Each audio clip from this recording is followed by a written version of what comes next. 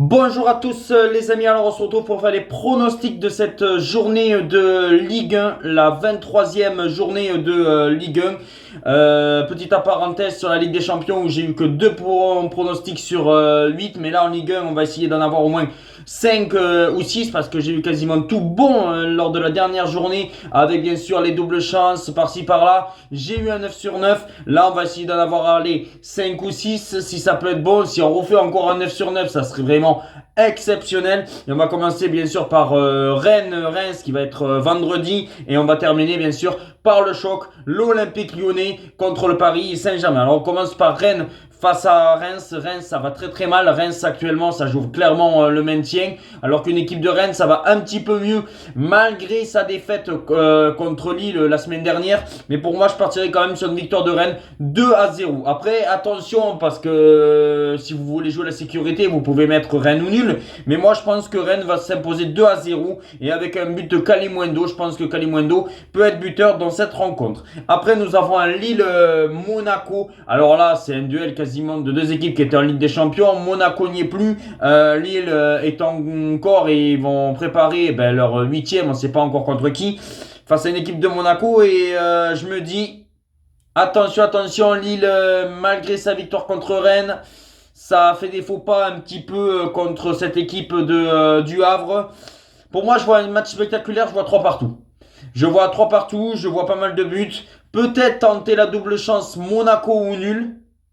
Je sais pas, peut-être que Monaco, comme maintenant ils n'ont plus que la Ligue 1 à jouer, se concentrer sur cette troisième place ou potentiellement être le dauphin du Paris Saint-Germain. Alors potentiellement tenter la double chance Monaco ou nul. Même si Lille peut gagner, mais c'est un match très très compliqué. 3 partout avec un but bien sûr de Bierré. Et après, côté Lillois, il a marqué la semaine dernière, je pense qu'il peut encore marquer. C'est Apom, je ne sais pas si je le prononce bien. Mais voilà, je pense qu'on va assister à un match spectaculaire. 3 partout entre Lille et Monaco. Saint-Étienne-Angers, alors là c'est quasiment la dernière chance pour Saint-Étienne quasiment de se maintenir. Si Saint-Étienne n'arrive pas à prendre 2 points, même 1 point contre Angers, ça va me paraître très très compliqué pour la suite de la saison. Je vais partir sur un 2-1 pour Saint-Étienne.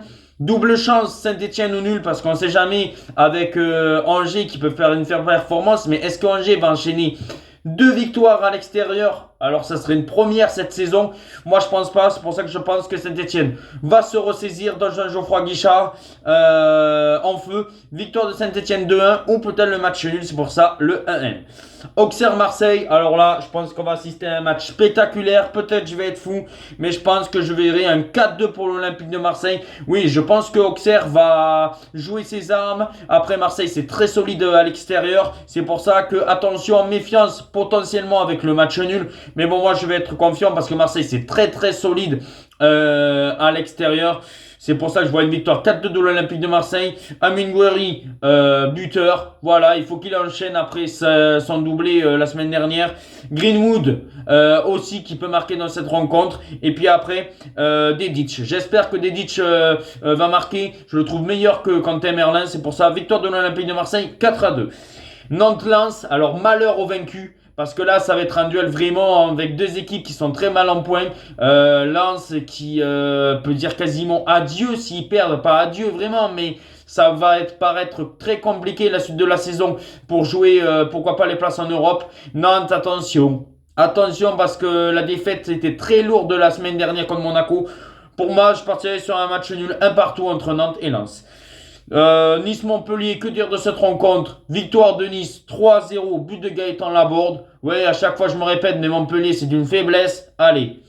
Le Havre-Toulouse, attention au piège. Est-ce que Toulouse va pas tomber dans le piège du Havre? Même si là, si Toulouse n'arrive pas à gagner, ça craint grave.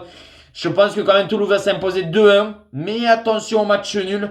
Mais bon, allez, on va croire aux Toulousains. 2-1 pour Toulouse face au Havre. Strasbourg-Brest. Allez, je vais partir sur un match nul.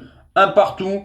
Oui, Brest, ils ont laissé tomber la Ligue des Champions en se prenant une Tolada 7-0. Mais là, c'est face à Strasbourg. Pour moi, je partirais sur un match nul. 1-1. Et puis après, Lyon contre le Paris Saint-Germain, tenter la double chance. PSG ou nul, ça me paraît, même si Lyon, on le sait, peut créer la sensation.